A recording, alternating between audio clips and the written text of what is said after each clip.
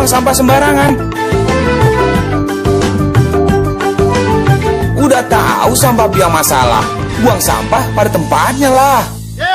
Iya ya, kalau bukan kita siapa lagi? Ayo kita buat Jakarta jadi bersih.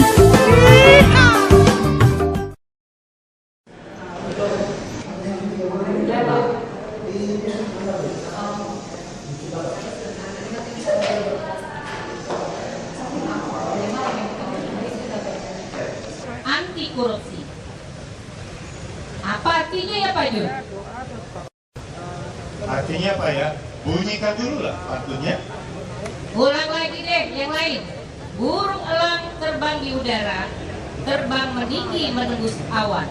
Diungkapkan bahwa kita senang dengan pantun. Masih ada pantun? Masih banyak untuk nanti Pak Jun. Iya. Nanti habis. Jangan dikeluarkan dulu. Itu senjata Bu Henry untuk kita. Kita bangga pada beliau sebagai gubernur kita. Ya, untuk memberi semangat pagi, spirit pagi, kita berikan aplaus untuk Bapak Gubernur kita. Sekali lagi, kita beri aplaus untuk Gubernur kita. Sekali lagi selamat datang kepada Bapak Gubernur Provinsi DKI Jakarta. Kemudian yang terhormat Bapak Kepala Kejaksaan Tinggi DKI Jakarta. Yang terhormat Bapak, Ibu, hadirin sekalian yang berbahagia, juga anak-anak kita, selamat pagi, dan selamat pagi. Alhamdulillah, puji syukur kita panjatkan kehadirat Allah Subhanahu wa Ta'ala, bahwasanya di pagi hari yang cerah ini kita akan laksanakan kegiatan dalam rangka memperingati Hari Anti Korupsi Transparan Tanpa Korupsi. Dengan subtema pentingnya untuk mempersingkat waktu akan kami bacakan susunan acara sebagai berikut.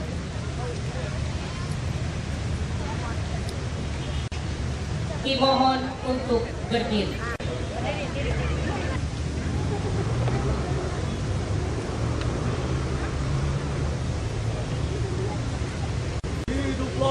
Indonesia Raya, Indonesia tanah airku, tanah tumpah darahku. Di sanalah aku berdiri, jadi pandu ibuku.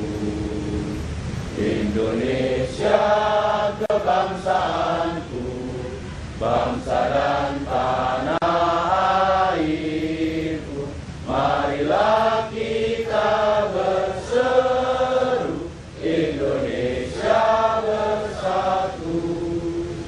Hiduplah tanahku, hiduplah negeriku, bangsaku, rakyatku semuanya. Bangunlah jiwanya, bangunlah badannya, untuk Indonesia Raya.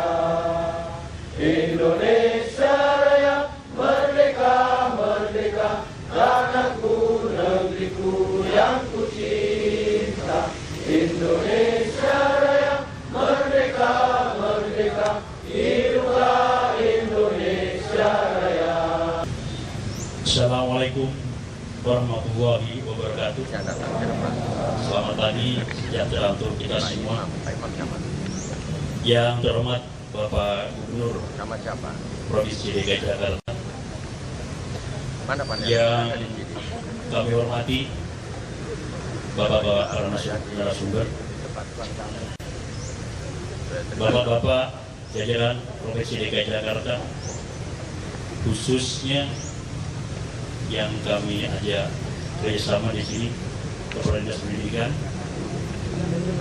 para guru, pengurus milik sekolah, serta anak-anakku, para pelajar yang saya cintai dan banggakan.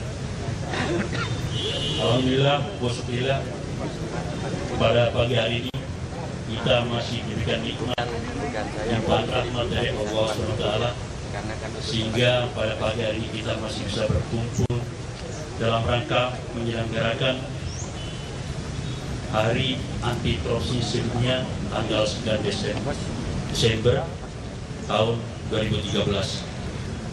Berkenan bersama-sama menyelenggarakan peringatan Hari Anti Korupsi pada pagi hari ini. Mungkin perlu sampaikan kepada Bapak Ibu hadirin bahwa pembicaraan untuk memutuskan acara ini bersama tidak lebih dari 3 menit.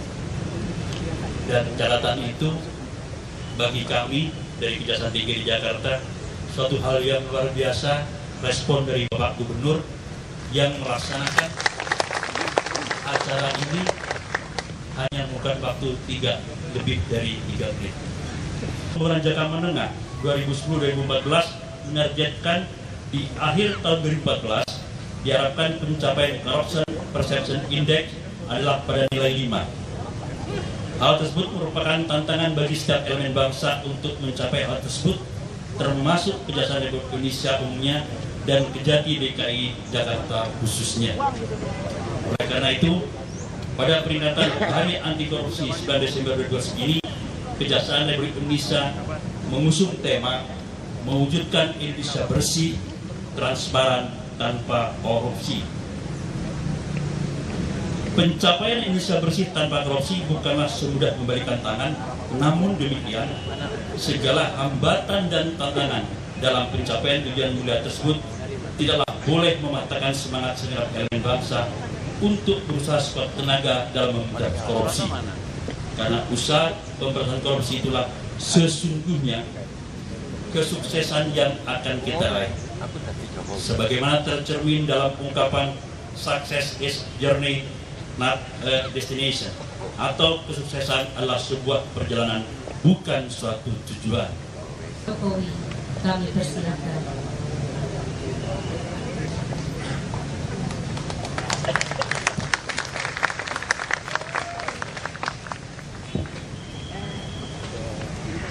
Saya kira langsung satu saja dengan mengucap Bismillahirrahmanirrahim dalam rangka Hari Anti Korupsi Sedunia.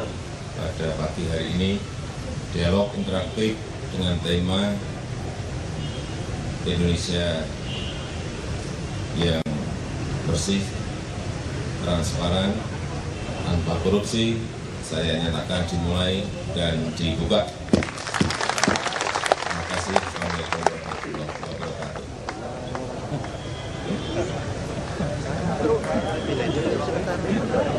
Selanjutnya, Nanti Bapak Gubernur nanti sebelum saya hadir.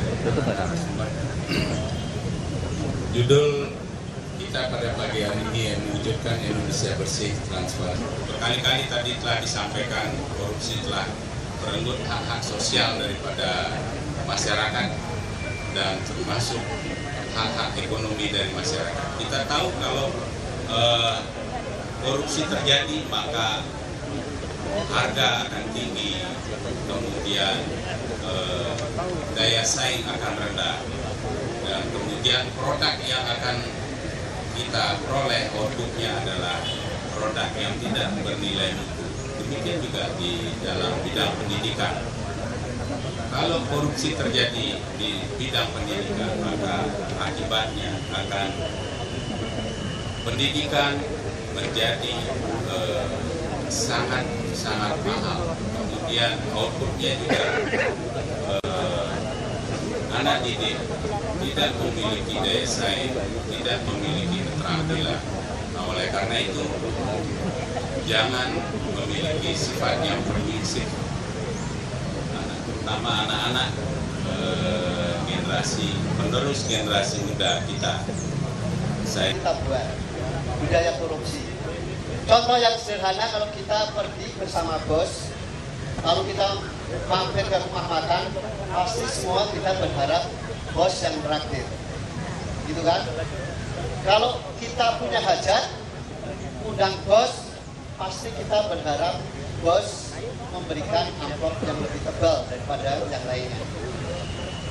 Kalau kita mau membangun tempat ibadah, kita meminta sumbangan pada bos, pasti kita berharap bos minta sumbangan yang besar, atau memberi sumbangan yang besar. Kalau bos memberikan sumbangan kecil, murah nyumbangnya sama dengan warga. Atau kepala sekolah kok nyumbangnya sama dengan warga. Nah, dari mana bos memperoleh semua ini? Terpaksalah ngumpet sana ngumpet sini. Jadi kita ini sebetulnya berkontra. Kalau saya sederhana saja. Dua hal yang mengendalikan kita tidak korupsi. Yang satu, berpikir rasional. Yang kedua, hidup sederhana. Berpikir rasional itu gimana? Kalau seorang jenderal, jangannya kira-kira pendapatan gajinya cuma kira-kira sekitar 14 juta, hidupnya mewah, bisa bangun villa di puncak berhika-hika, kita bertanya uangnya dari mana. Kalau seorang politikus muda-muda beli baju sampai puluhan juta, kita bertanya uangnya dari mana. Ternyata uangnya hasil korupsi, kita tahu setelah masuk duit. Nah, ini rasional. Jadi kalau kita berpikir rasional, kita selalu akan mengeluarkan pengeluaran tidak melebihi pendapatan kita. Itu satu. Kedua, hidup sederhana. Kalau hidup sederhana, ya untuk apa kita harus korupsi?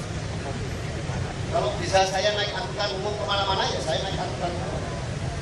Sehingga orang nggak percaya kalau saya tidak punya mobil, ya saya nggak punya mobil. Orang bilang, wah masa iya. Tapi saya memang nggak mampu di mobil. Jadi kemana-mana ya saya naik angkutan umum. Ya. Masa sering masuk TV nggak punya mobil? Iya.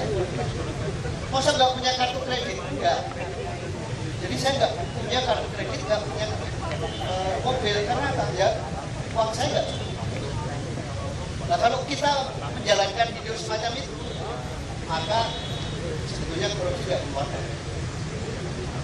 Saya bersyukur ibu saya sekarang usianya 84 tahun tidak pernah minta uang kepada anak-anaknya sekalipun. Karena apa? Prinsip dia, kalau minta uang pada anak-anaknya itu membebani anak. Apalagi tanya, kamu udah beli mobil belum? Dan saya meskipun saya belum pernah jalan-jalan dengan orang tua Pak Jokowi, prinsipnya sama gitu ya Pak. Jadi ya udah, yang ada aja kita jalani aja.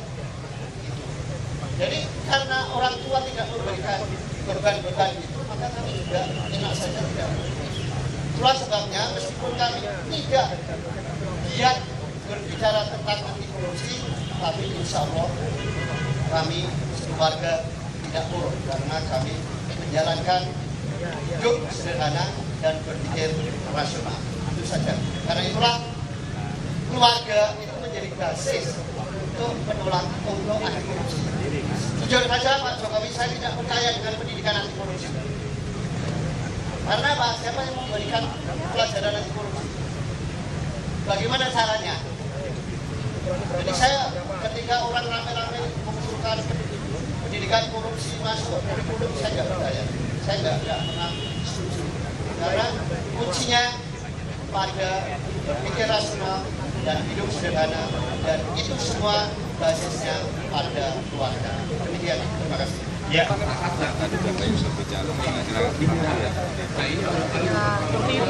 Penerapannya di Pemprov DKI dan seperti apa Pak sejauh ini Pak? Penerapannya Pak? Penerapan itu.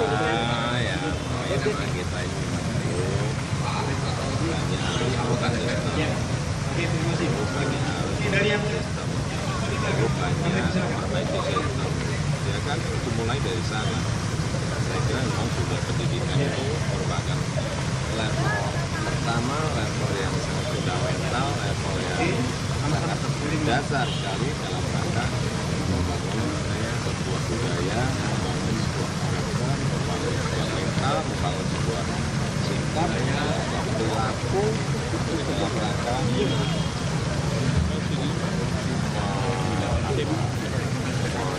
bukan sikap perilaku anak dan nanti setelah dewasa menjadi nanti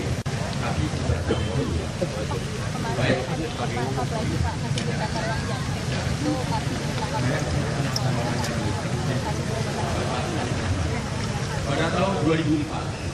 Untuk penerapan anti korupsi di kalangan Pemprov DKI sudah berapa? Membangun sistem.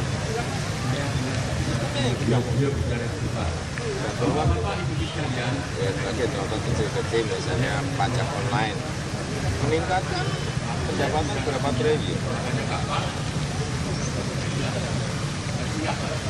Di bidang pelayanan, memperbaiki pelayanan yang di tingkat kecil-kecil, di tingkat kelurahan, di tingkat kecamatan. Itu yang kita perbaiki terus, kita garap terus, dan kita benahi terus. Pak, tanggapannya Pak terkait ada 4 lurah Pak dan pendengar yang ditangkap Pak oleh terkait korupsi juga Pak. Nah, itu urusan wilayah hukum kalau sudah berani berbuat. Apakah Bapak pendapat dengan pernyataan Ahok yang menyatakan harus diberikan amnesti kepada lurah atau bendahara yang tertangkap korupsi? Ahok menyatakan memberikan amnesti kepada para pelaku yang Apa kita bisa memberi amnesti kamu itu ya? Iya, Ahok sendiri menyatakan. Ya, apakah ya kamu gitu apa kita ini bisa memberi amnesti?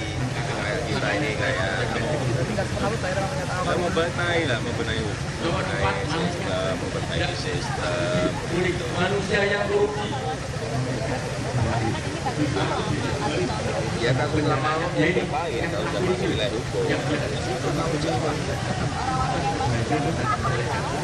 Ya kita ini ya sekarang ini rekrutmen pejabat yang terbuka, yang transparan, baik lurah, camat, kepala sekolah, pak puskesmas, kita berangkat dari sana. Dan itu nanti juga belum menjamin 100% akan mendapatkan pejabat yang bebas tapi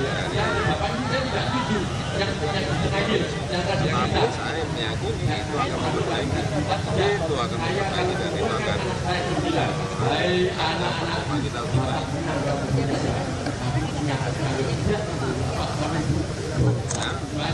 Oke, terima kasih Pak Dosen. Ya, baik. Ya, oke dari saya ini.